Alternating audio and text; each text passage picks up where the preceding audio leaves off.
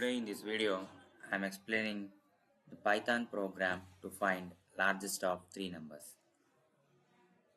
Largest of three numbers find out ಮಾಡಕ್ಕೆ ನಮಗೆ ಫಸ್ಟಿಗೆ 3 types of variables ಬೇಕು. ಆ 3 types of variables ನಾನು ತಗೊಳ್ತೀನಿ.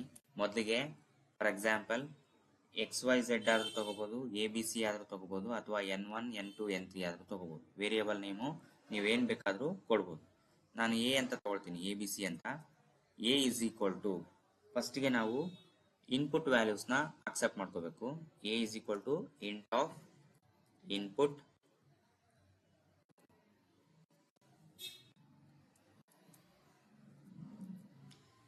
Enter first number.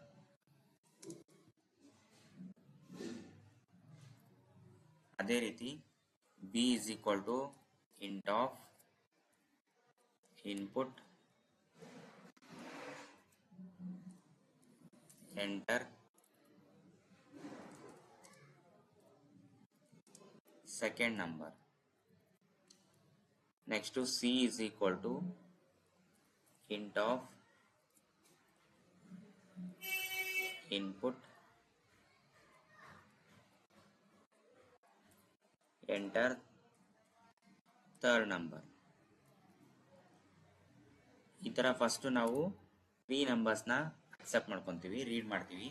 ಈ 3 ವ್ಯಾಲ್ಯೂಸ್ನ ರೀಡ್ ಮಾಡಿದ್ಮೇಲೆ ಇಲ್ಲಿ ನಮಗೆ ಲಾರ್ಜೆಸ್ಟ್ ಆಫ್ 3 ನಂಬರ್ಸ್ ಕೊಟ್ಟಿರೋದ್ರಿಂದ largest of 3 numbers find out ಮಾಡೋಕ್ಕೆ ನಾವು ಕಂಡೀಷನಲ್ ಸ್ಟೇಟ್ಮೆಂಟ್ಸ್ನ ಯೂಸ್ ಮಾಡ್ತೀವಿ. ಕಂಡೀಷನಲ್ ಸ್ಟೇಟ್ಮೆಂಟ್ಸ್ ಅಂದ್ರೆ if statement, if el statement ಮತ್ತೆ ನೆಸ್ಟೆಡ್ ಇಫ್ ಸ್ಟೇಟ್ಮೆಂಟ್ ಅಂತೇಳಿ ಬರ್ತವೆ. ಅದರಲ್ಲಿ ನಾವು ಇವಾಗ ಇಫ್ ಎಲ್ ಸ್ಟೇಟ್ಮೆಂಟ್ ಅಥವಾ ನೆಸ್ಟೆಡ್ ಇಫ್ ಯಾವ್ದಾದ್ರು ಯೂಸ್ ಮಾಡ್ಬೋದು. ಈಗ ಫಾರ್ ಎಕ್ಸಾಂಪಲ್ ನಾನೀಗ ಏನ್ ಮಾಡ್ತೀನಿ, ಲಾಜಿಕಲ್ ಆಪರೇಟರ್ಸ್ನ ಅಂಡ್ ಆಪರೇಟರ್ನ ಯೂಸ್ ಮಾಡಿಕೊಂಡು ನಾನು ಪ್ರೋಗ್ರಾಮ್ನ ಬರಿತಾ ಇದ್ದೀನಿ.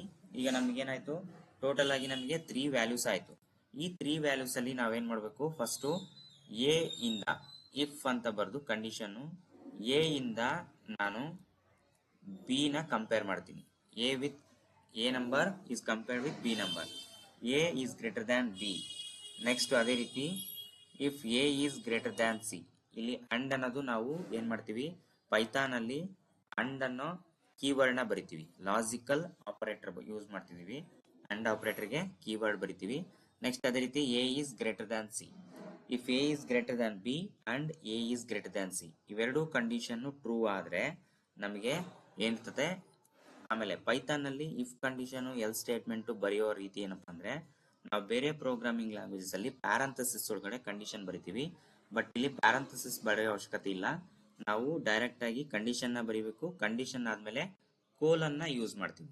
If a is greater than b and a is greater than c, colon ಅಂತ ಬರೆದು ಇವಾಗ ಏನಾಯ್ತು, ಎರಡೂ ಕಂಡೀಷನ್ ಟ್ರೂ ಆದ್ರೆ ಏನಾಗುತ್ತೆ, large is equal to a ಅಂತ ಪ್ರಿಂಟ್ ಮಾಡ್ತೀವಿ. ಅಂದ್ರೆ ಎರಡೂ ಕಂಡೀಷನ್ ಟ್ರೂ ಆದ್ರೆ ಲಾರ್ಜೆಸ್ಟ್ ವ್ಯಾಲ್ಯೂ ಎ ಇರ್ತತಿ ಅಂತ ಅರ್ಥ. ನೆಕ್ಸ್ಟ್ ಅದೇ ರೀತಿ ಫಾರ್ ಎಕ್ಸಾಂಪಲ್ ಇವಾಗ ಅವೆರಡು ಕಂಡೀಷನ್ ಯಾವ್ದಾದ್ರು ಒಂದು ಕಂಡೀಷನ್ ಫಾಲ್ಸ್ ಆಯ್ತಪ್ಪ ಅಂದ್ರೆ ನಾವು ಎಲ್ ಇಫ್ ಅಂತ ಬರಿತೀವಿ. ಅಂದ್ರೆ ಬೇರೆ ಪ್ರೋಗ್ರಾಮಿಂಗ್ ಲ್ಯಾಂಗ್ವೇಜ್ ಅಲ್ಲಿ ಎಲ್ಸ್ ಇಫ್ ಅಂತ ಬರಿತೀವಿ ಕೀವರ್ಡು. ಇಲ್ಲಿ ನಾವು ಬರೀಬೇಕಾದ್ರೆ ELIF ಅಂತ ಬರಿತೀವಿ. El if B is greater than C.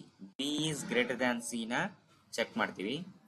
B is greater than C condition true ಆಯ್ತಪ್ಪ ಅಂದ್ರೆ ಸೇಮ್ ಇಲ್ಲಿ ಕೂಡ ನಾವು ಇಫ್ ಕಂಡೀಷನ್ ಬರ್ದ್ಮೇಲೆ ಏನ್ ಕಂಡೀಷನ್ ಬರ್ದು ಕೋಲನ್ ಬರ್ದಿವೋ ಅದೇ ರೀತಿ B is greater than C ಬರ್ದ್ಮೇಲೆ ಕೋಲನ್ ಬರಿಬೇಕು.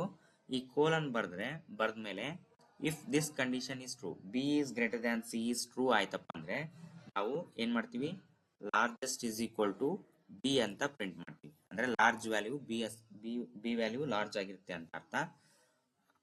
Otherwise if this condition B is greater than C is false, ಆ ಕಂಡೀಷನ್ ಫಾಲ್ಸ್ ಆಯ್ತಪ್ಪ ಅಂದ್ರೆ ನಮಗೆ ನಾವೇನ್ ಬರಿತೀವಿ, large is equal to C ಅಂತೇಳಿ ಬರಿತೀವಿ. Large is equal to C. ಈ ತರ ನಾವು ಪ್ರೋಗ್ರಾಮ್ ನ ಫಸ್ಟ್ ಫೈಂಡ್ ಔಟ್ ಮಾಡ್ತೀವಿ. ನೆಕ್ಸ್ಟ್ ಇಲ್ಲಿ ವ್ಯಾಲ್ಯೂಸ್ ನ ಪ್ರಿಂಟ್ ಮಾಡಬೇಕು ಅಂದ್ರೆ ನಾವು ಪ್ರಿಂಟ್ ಅಂತ ಬರೆದು largest, print largest is equal to LAR ಈ ತರ ಬರಿತೀವಿ. ಈ ತರ ಬರೆದು ನಾವು ಫಸ್ಟ್ ಏನ್ ಮಾಡಿದ್ವಿ, 3 ವ್ಯಾಲ್ಯೂಸ್ ನ ಇನ್ಪುಟ್ ಮಾಡ್ಕೊಂಡ್ವಿ. 3 ವ್ಯಾಲ್ಯೂಸ್ನ ಇನ್ಪುಟ್ ಮಾಡ್ಕೊಂಡ್ಮೇಲೆ ಫಸ್ಟ್ ವ್ಯಾಲ್ಯೂನ ಕಂಪೇರ್ ಮಾಡಿದ್ವಿ ಸೆಕೆಂಡ್ ವ್ಯಾಲ್ಯೂ ಮತ್ತೆ ಥರ್ಡ್ ವ್ಯಾಲ್ಯೂ ಜೊತೆ. Next if this two both condition are true, ಎರಡೂ ಕಂಡೀಷನ್ ಅಂಡ್ ಅಂತ ಆಪರೇಷನ್ ಅಂದ್ರೆ ನಮ್ಗೆ ಇಲ್ಲಿ ಎರಡೂ ಕಂಡೀಷನ್ ಟ್ರೂ ಅಂತ ಅರ್ಥ. ಎರಡೂ ಕಂಡೀಷನ್ ಟ್ರೂ ಆದ್ರೆ ಎ ಅನ್ನೋದು ಲಾರ್ಜ್ ಆಗಿರುತ್ತೆ, ಲಾರ್ಜೆಸ್ಟ್ ವ್ಯಾಲ್ಯೂ ಆಗಿರುತ್ತೆ. ಅಥವಾ ಇವೆರಡು ಕಂಡೀಷನ್ ಫಾಲ್ಸ್ ಆಗಿದ್ರೆ ಅಂದ್ರೆ b is greater than c check ಮಾಡ್ತೀವಿ. ಬಿ ಮತ್ತೆ ಸಿ ನಲ್ಲಿ ಯಾವ್ದು ದೊಡ್ಡದಿರುತ್ತೋ, b is greater than C condition true ಆಯ್ತಂದ್ರೆ ಬಿ ವ್ಯಾಲ್ಯೂ ಲಾರ್ಜೆಸ್ಟ್ ಆಗಿರುತ್ತೆ. ಅಥವಾ ಈ ಕಂಡೀಷನ್ ಫಾಲ್ಸ್ ಆದ್ರೆ ಸಿ ವ್ಯಾಲ್ಯೂ ಲಾರ್ಜೆಸ್ಟ್ ಆಗಿರುತ್ತೆ. ಈಗ ಇದನ್ನ ಪ್ರೋಗ್ರಾಮ್ ಬರೆದ್ಮೇಲೆ ನಾವು ಫಸ್ಟ್ ಏನ್ ಮಾಡ್ಬೇಕು, ಪ್ರೋಗ್ರಾಮ್ನ ಸೇವ್ ಮಾಡಬೇಕು.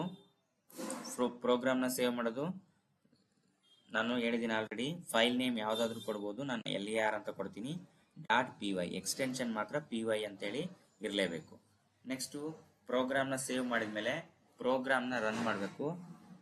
ರನ್ ಮಾಡ್ಯೂಲ್ ಅಥವಾ FI ಕಮಾಂಡ್. ಈಗ ಅದು ಕೇಳುತ್ತೆ ಅಂದ್ರೆ ಎಂಟರ್ ಫಸ್ಟ್ ನಂಬರ್.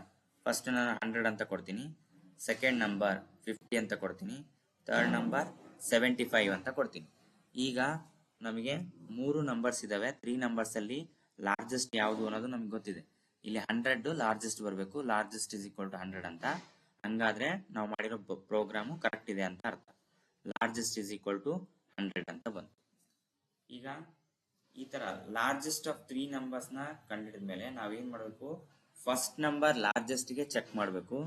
ಅದೇ ರೀತಿ ಸೆಕೆಂಡ್ ನಂಬರ್ ಲಾರ್ಜೆಸ್ಟ್ ಗೆ ಚೆಕ್ ಮಾಡಬೇಕು, ಥರ್ಡ್ ನಂಬರ್ ಲಾರ್ಜೆಸ್ಟ್ ಗೆ ಚೆಕ್ ಮಾಡಬೇಕು. ಅಂದ್ರೆ 3 ಔಟ್ಪುಟ್ಸ್ ನ ಚೆಕ್ ಮಾಡಬೇಕು. ಈಗ ಫಸ್ಟ್ ಔಟ್ಪುಟ್ ಅಲ್ಲಿ ಏನಾಯ್ತು, ಫಸ್ಟ್ ನಂಬರ್ ಲಾರ್ಜೆಸ್ಟ್ ಅಂತ ಪ್ರಿಂಟ್ ಆಯ್ತು. ಈಗ ಅದೇ ರೀತಿ ಸೆಕೆಂಡ್ ಅಲ್ಲಿ ನಾನು ಏನ್ ಮಾಡ್ತೀನಿ, ಫಾರ್ ಎಕ್ಸಾಂಪಲ್ ಇನ್ನೊಂದು ಔಟ್ಪುಟ್ ರನ್ ಮಾಡ್ತೀನಿ. ರನ್ ಮಾಡಿದಾಗ ಎಂಟರ್ ಫಸ್ಟ್ ನಂಬರ್ ಅಂತ ಕೇಳುತ್ತೆ, 10 ಅಂತ ಕೊಡ್ತೀನಿ. ನೆಕ್ಸ್ಟ್ 30 ಅಂತ ಕೊಡ್ತೀನಿ, ನೆಕ್ಸ್ಟ್ 20 ಅಂತ ಕೊಡ್ತೀನಿ. 10, 30, 20 ಅಂದ್ರೆ ನಾವು 3 ನಂಬರ್ಗೂ ಯಾಕೆ ಚೆಕ್ ಮಾಡ್ಬೇಕಪ್ಪ ಅಂದ್ರೆ, ನಾವು ಬರ್ದಿರೋ ಪ್ರೋಗ್ರಾಮ್ ಲಾಜಿಕ್ ಕರೆಕ್ಟ್ ಇದೆಯಲ್ಲ ಅಂತ ಚೆಕ್ ಮಾಡಕ್ಕೆ 3 ನಂಬರ್ಸ್ ಸ್ಯಾಟಿಸ್ಫೈ ಆಗ್ಬೇಕು. ಅಂದ್ರೆ 3 ನಂಬರ್ಸ್ ಕರೆಕ್ಟ್ ಔಟ್ಪುಟ್ ಬರಬೇಕು. ಕೆಲವೊಂದ್ಸರಿ ಏನಾಗುತ್ತೆ, ಕೆಲವೊಂದು ಲಾಜಿಕ್ ಅಲ್ಲಿ ಓನ್ಲಿ 1 ಔಟ್ಪುಟ್ ಬರುತ್ತೆ, ಇನ್ನೆರಡಕ್ಕೆ ಔಟ್ಪುಟ್ ಬರಲ್ಲ. ಅಥವಾ 2 ಔಟ್ಪುಟ್ ಬರ್ತವೆ, 1 ಔಟ್ಪುಟ್ ಬರಲ್ಲ. ಈ ತರ ಆಗುತ್ತೆ. ಹಂಗಾಗಿ ನಾವು 3 ನಂಬರ್ಸ್ಗೂ ಚೆಕ್ ಮಾಡಬೇಕು. ಇವಾಗ ನಮಗೆ ಲಾರ್ಜೆಸ್ಟ್ ವ್ಯಾಲ್ಯೂ ಸೆಕೆಂಡ್ ನಂಬರ್ ಅದು ಪ್ರಿಂಟ್ ಆಗಬೇಕು. Largest is equal to 30 print ಆಯ್ತು. ಅದೇ ರೀತಿ ನೆಕ್ಸ್ಟ್ ಥರ್ಡ್ ವ್ಯಾಲ್ಯೂ 10, 20, 30 ನೋಡ್ರಿ, largest is equal to 30. 3 outputs ನಮಗೆ ಕರೆಕ್ಟ್ ಆಗಿ ಬಂದ್ವು. ಹಂಗಾಗಿ ನಾವು ಬರ್ದಿರೋ ಪ್ರೋಗ್ರಾಮು ಕರೆಕ್ಟ್ ಇದೆ ಅಂತ ಅರ್ಥ.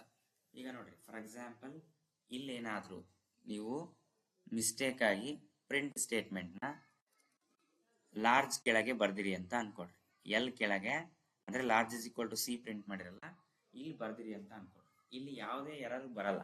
ಈಗ ನೋಡ್ರಿ, ಫಾರ್ ಎಕ್ಸಾಂಪಲ್ ರನ್ ಮಾಡ್ತೀನಿ. ರನ್ ಮಾಡಿದಾಗ ಏನಾಗುತ್ತೆ, ಕೇಳುತ್ತೆ ಕರೆಕ್ಟ್ ಆಗಿ 10, 20, 30 ಔಟ್ಪುಟ್ ನಿಮಗೆ ಬಂತು, ಲಾರ್ಜೆಸ್ಟ್ ಇಸ್ ಈಕ್ವಲ್ ಟು 30 ಅಂತ. ಬಟ್ ಅದೇ ನಾವು ಸೆಕೆಂಡ್ ನಂಬರ್ಗೆ ಚೆಕ್ ಮಾಡ್ತೀವಿ ಅಂತ ಅನ್ಕೊಡ್ರಿ. ಸೆಕೆಂಡ್ ನಂಬರ್ಗೆ ಅಂದ್ರೆ ನಾನು ಅವಾಗಲೇ ಹೇಳ್ದಂಗೆ ಫಸ್ಟ್ ನಂಬರು ಅಥವಾ ಸೆಕೆಂಡ್ ನಂಬರ್ 100, 200, 50. ಈಗ ನೋಡ್ರಿ, ಔಟ್ಪುಟ್ ಬರಲ್ಲ. ಅಂದ್ರೆ ನಾವು ಬರ್ದಿರೋ ಲಾಜಿಕ್ ರಾಂಗ್ ಐತಿ ಅಂತ ಅರ್ಥ. ಇಲ್ಲಿ ಓನ್ಲಿ 1ಗೆ ಥರ್ಡ್ ವ್ಯಾಲ್ಯೂಗೆ ಏನಿರ್ತದಲ್ಲ ಆ ವ್ಯಾಲ್ಯೂಗೆ ಬರ್ತದೆ. ಫಸ್ಟ್ ನಂಬರ್ಗೂ ಸೆಕೆಂಡ್ ನಂಬರ್ಗೂ ಲಾರ್ಜೆಸ್ಟ್ ಇದ್ದಾಗ ಬರಲ್ಲ. ಯಾಕಪ್ಪ ಅಂದ್ರೆ ಇಲ್ಲಿ ನಾವು largest is equal to c ಇದ್ರ ಕೆಳಗಡೆನೆ ಬರ್ದಿವಲ್ಲ. ಇದ್ರ ಕೆಳಗಡೆ ಬರ್ದ್ರೆ ಅರ್ಥ ಏನಪ್ಪಾ ಅಂದ್ರೆ ಓನ್ಲಿ ದಿಸ್ ಪ್ರಿಂಟ್ ಈ statement is only for large is equal to C. ಈ ಸ್ಟೇಟ್ಮೆಂಟಿಗೆ ಮಾತ್ರ ಇದು ಅಪ್ಲಿಕೇಬಲ್ ಆಗುತ್ತೆ. ಮೇಲಿನ ಯಾವ ಅಂದ್ರೆ ಎ ಬಿಗೆ ಅಪ್ಲೈ ಆಗಲ್ಲ, ಓನ್ಲಿ ಸಿಗೆ ಮಾತ್ರ ಅಪ್ಲೈ ಆಗುತ್ತೆ. ಅದೇ ನಾವು ಫಸ್ಟ್ ಸ್ಟಾರ್ಟಿಂಗ್ಗೆ ಬರೆದ್ರೆ ಇವೆಲ್ಲಕ್ಕೂ ಅಪ್ಲೈ ಆಗುತ್ತೆ. ಈ ತರ ನಾವು ಪ್ರೋಗ್ರಾಮ್ಗಳನ್ನ ಬರೆದು ಎಕ್ಸಿಕ್ಯೂಟ್ ಮಾಡಬೇಕು. ನೆಕ್ಸ್ಟ್ ವಿಡಿಯೋದಲ್ಲಿ ನೆಕ್ಸ್ಟ್ 6th ಪ್ರೋಗ್ರಾಮ್ನ ಯಾವ್ದಿರುತ್ತೋ ನೋಡಿ ಅದನ್ನ ಎಕ್ಸ್ಪ್ಲೇನ್ ಮಾಡ್ತೀನಿ.